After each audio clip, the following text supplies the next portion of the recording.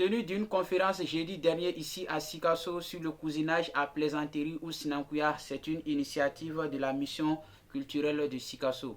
Suivons le reportage pour plus de précision. Renforcer la paix et la cohésion sociale à travers la culture, c'est l'objectif de cette conférence tenue jeudi sur le cousinage à Plaisanterie ou Sinankuya. Une initiative de la mission culturelle de Sikasso qui s'inscrit dans le cadre de la promotion de la paix à travers nos valeurs culturelles.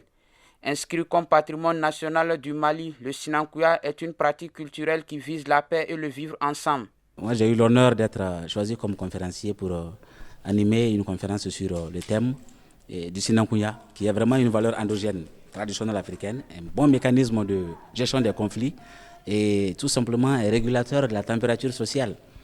Alors donc, nous étions venus pour échanger de cela et je crois que les différentes interventions ont permis à chacun de connaître un peu les origines du Sinankuya selon nos versions et selon nos personnes et ressources et les étapes par lesquelles le Sinankuya nous est parvenu et ce qu'il y a lieu de faire avec ce Sinankuya là, je crois que c'est surtout la promotion de ce facteur de vivre ensemble qui nous réunit ici ce matin. Les participants n'ont pas manqué de mots. Ils ont de leur part félicité les organisateurs et les a exhortés à plus de rencontres de ce genre autour de nos valeurs culturelles. Vraiment, le docteur Dumia nous a édifiés et par rapport aux origines, aux avantages, à la pratique du Sinankuya. Et aujourd'hui, c'est regrettable de voir que beaucoup de jeunes ne connaissent pas ce que cela veut dire. Parce que ça ne leur dit rien. Ils ne savent pas comment est venu le nom de famille. Par exemple, Traoré, Diarra, Koulibaly, Keïta. Donc, s'ils savaient, ils allaient savoir ce qui s'est passé entre les Diarra et les Traoré. Ça allait les permettre de s'entendre et de savoir que mon grand-père avait telle valeur. Donc, ils n'acceptaient pas ça. Aujourd'hui, moi-même, je ne dois pas accepter cela. Mais malheureusement, ça ne dit rien aux jeunes, ils sont en perte de repère et je crois que c'est le temps de se lever encore pendant qu'il y a encore quelques vieux parmi nous qui sont...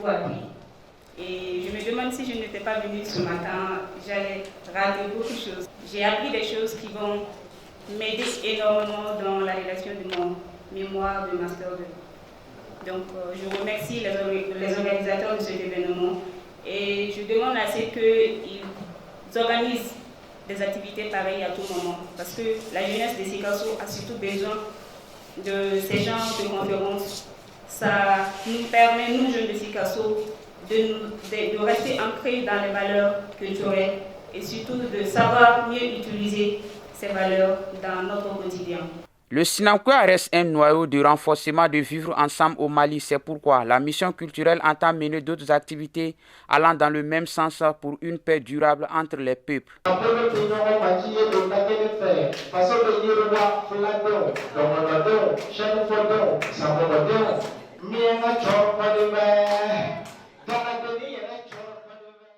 Avant de clôturer cette session d'information, nous vous parlerons un peu de la saison d'hivernage qui s'annonce bien ici à Sikasso.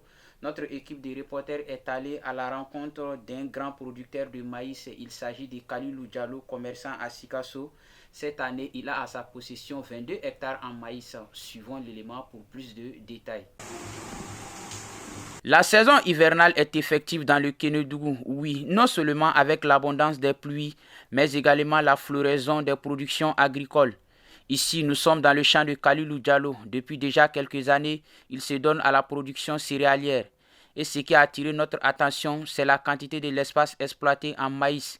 Cette année, avec une superficie de 22 hectares en maïs, M. Diallo utilise le plus souvent les engrais organiques, cela grâce à des expériences tirées des campagnes précédentes.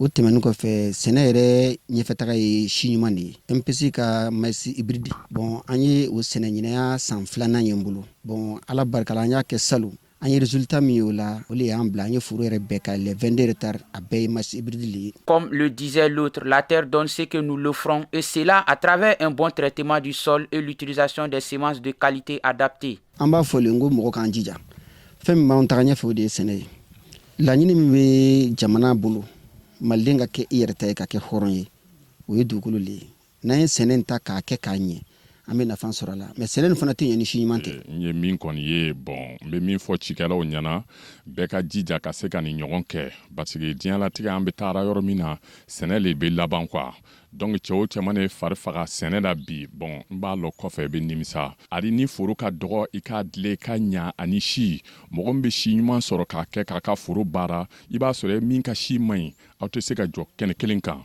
Selon les spécialistes, comme toute chose, pour un bon résultat, il faut des normes à respecter et des stratégies à adopter. Cette variété de maïs, on l'appelle communément Kabamanoge. C'est une variété hybride. Pour que ça donne son potentiel de rendement, 8 à 10 tonnes à l'hectare dans nos conditions ici. Donc il faut respecter vraiment certaines pratiques. Donc les écartements des semis 0,80 et 0,40 si vous mettez entre les poquets, si vous mettez à 2 graines par poquet et 0,20 si vous mettez à 1 graine par poquet. La fertilisation, que le plancher soit 3 sacs de NPK à l'hectare et 2 sacs d'urée.